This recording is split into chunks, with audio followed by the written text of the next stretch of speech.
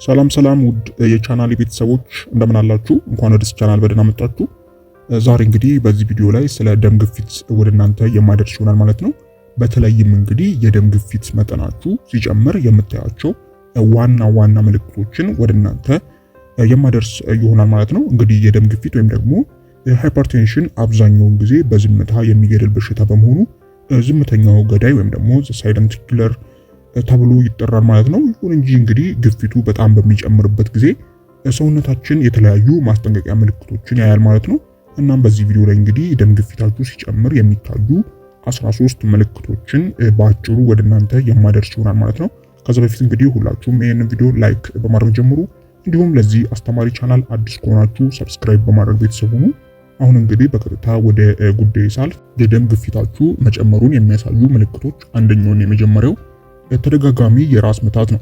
በተለይ እንግዲህ በግንባር አካባቢ ወይም ደግሞ በአንገት ጀርባ ላይ የመወጠር ወይም ደግሞ የመጨንደር ስሜት የሚፈጥር የራስ ምታት ደም ግፊታችሁ መጨመሩን የሚያሳይ ምልክት ነው ማለት ነው። ሌላው እንግዲህ የእይታ መደብዘዝ ነው። እንግዲህ ከፍተኛ የደም ግፊት በአይን ውስጥ የሚገኙ ጥቃቅን የደም ስሮች ስለሚወጥር እይታችን ግልጽ ወይም ደግሞ የጠራ እንዳይሆን ወይም ደግሞ የማየት አቅማችን እንዲቀንስ ሊያደርግ ይችላል ማለት ነው። ይህም እንግዲህ ከደም ግፊት መጠን መጨመር ጋር ተያይዞ የሚመጣ ነው ማለት ነው። ሌላኛውና ሶስተኛው ምልክት እንግዲህ የልብ ምት መፍጠን ወይም ደግሞ መጨመር ነው። እንግዲህ ልባችን ደምን በመላው ሰውነታችን ለማዳረስ ከመጠን በላይ እንደሚለፋ ይታወቃል። ይህም እንግዲህ የልብ ምታችን ሊፈጥን ወይም ደግሞ ሊጨምር ይችላል ማለት ነው። ይህም ከደም ግፊት መጠን ጋር መጨመር ተያይዞ የሚመጣ ነው ማለት ነው። ሌላው የትንፋሽ ማጠር ነው። እንግዲህ በቂ ኦክሲጅን ለሰውነታችን ክፍሎች ስለማይደርስ በተለይ እንቅስቃሴ በምታደርጉበት ወቅት ትንፋሽ ሊያጥራችሁ ይችላል ማለት ነው። ይህም ከደም ግፊት መጠን መጨመር ተያይዞ የትንፋሽ ማጠር ሊያጋጥማችሁ ይችላል ማለት ነው። ቀጣዩና አምስተኛው እንግዲህ ከመጠን በላይ ላብ ማላብ ነው። እንግዲህ የደም ግፊት በድንገት ሲጨምር ሰውነታችን የሙቀት መጠንን ለማስተካከል በሚያደርገው ጥረት ከፍተኛ ላብ ሊያለባችሁ ይችላል ማለት ነው። ይህም ከደም ግፊት መጠን ሲጨምር የሚከሰተው ሌላኛው ምልክት ነው ማለት ነው። ቀጣዩና ስድስተኛው የቁርጭምጭሚት እብጠት ነው። ከደም ዝውውር መስተጓጎል ጋር ተያይዞ እንግዲህ በሰውነት ውስጥ ፈሳሽ ሲከማች እግር ወይም ደግሞ ቁርጭምጭሚት አካባቢ እብጠት ይከሰታል። ይህንንም ልብ ማለት ያለባችሁ ምልክቶች ነው። ይህም እንግዲህ ኤግዛክት የደም ግፊት መጨመር ላይሆን ይችላል፣ ግን ከዛ ጋር ተያይዞ ሊመጣም የሚችል ሌላው የቁርጭምጭሚት እብጠት ደም ግፊት መጠን ሲጨምር የሚመጣ ነው ማለት ነው። ሌላው የማዞር ወይም ደግሞ የጭንቅላት መቅለል ስሜት ነው። እንግዲህ ወደ ጭንቅላታችሁ የሚሄደው የደም ፍሰት በድንገት ሲቀየር ወይም ደግሞ ሲለወጥ የጭንቅላት መቅለል ወይም ደግሞ የማዞር ስሜት ሊከሰት ይችላል።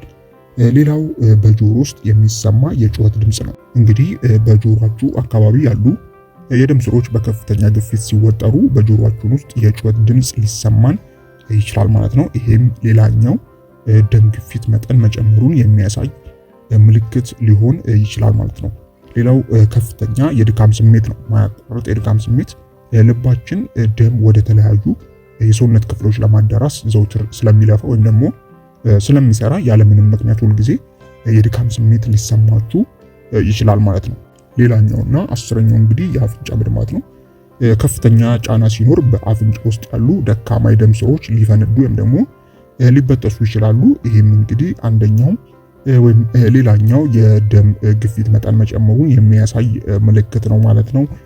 ወደ 11ኛው ስናልፍ እንግዲህ 11ኛው ግራ መጋባት ወይም ደግሞ መበሳጨትና የተለያዩ የስሜት መለዋወጦች ናቸው። እንግዲህ ለአንጎላችን የሚደርሰው የኦክሲጅን መጠን ሲቀንስ ግራ መጋባት፣ ትኩረት ማጣት፣ መረበሽ ወይም ደግሞ ቶሎ መቆጣትና መበሳጨት ያሉ የባህሪ ለውጦች ሊከሰቱ ይችላል ማለት ነው። ይህም እንግዲህ ሌላው ከደም ግፊት መጨመር ጋር ተያይዞ የሚመጣ ነው ማለት ነው። ሌላው የፊት መቅላት ነው። እንግዲህ ከቆዳችን በታች ያሉ ጥቃቅን የደም ስሮች ሲሰፉ ወይም ደግሞ ሲለጠጡ የፊት ማቃጠል ወይም ደግሞ የመቅላት ምልክት ሊያሳይ ይችላል። የመጨረሻውና 13ኛው የደም ግፊት መጠን መጨመሩን የሚያሳየው ምልክት እንግዲህ የደረት ህመም ነው። ይህ እንግዲህ በጣም አደገኛ ምልክት ነው። የደረት ህመም ከተሰማችሁ የደም ግፊቱ ወደ ከፍተኛ ደረጃ መድረሱን ሊያመለክት ስለሚችል በአስቸኳይ ወደ ሕክምና ተቋም መሄድ ያስፈልጋል ማለት ነው። እንዳጠቃላይ እንግዲህ የደም ግፊት ብዙ ጊዜ ምንም አይነት ምልክት ሳያሳይ በሰውነታችን ውስጥ ሊቆይ ይችላል። ስለዚህ ጤነኛ ነኝ ብላችሁ ሳትዘናጉ በየጊዜው የደም ግፊታችሁን መለካት ለጤና ወሳኝ ነው ማለት ነው። እንግዲህ ዋና የሚባሉ ብዙ ምልክቶች ቢኖሩም ዋና የሚባሉት እነዚህ ናቸው። በተደጋጋሚ የራስ ምታት፣ የእይታ መደብዘዝ፣ የልብ ምት መፍጠን ወይም መጨመር፣ የትንፋሽ ማጠር፣ ከመጠን በላይ ላብ፣ የቁርጭምጭሚት እብጠት፣ ማዞር ወይም ደግሞ የጭንቅላት መቅለል ስሜት፣ በጆሮ ውስጥ የሚሰማ የጩኸት ድምፅ፣ ከፍተኛ ድካም፣ የአፍንጫ መድማት፣ ግራ መጋባት ወይም መበሳጨት፣ የፊት መጥፋትና የደረት ህመም ዋነኛ የሚባሉ ምልክቶች ናቸው ማለት ነው። ምልክቶቹ እየታየ ከሆነ ወደ ምርመራ መሄድ ይኖርባችኋል ማለት ነው። ከደም ግፊት ጋር ተያይዞ የሚመጣ ነው ማለት ነው። እንግዲህ ዋናዎቹ እነዚህ ናቸው ማለት ነው። ከዚህ ጋር ተያይዞ እንግዲህ ሐሳብ፣ አስተያየት እንዲሁም ጥያቄ ካላችሁ በታች በኮሜንት ማስፈሪያው ላይ ማስቀመጥ የምትችሉ ይሆናል ማለት ነው። እንግዲህ ከዚህ ጋር ተያይዞ ያዘጋጀሁላችሁ አጭር መረጃ ይህንን ይመስላል ማለት ነው።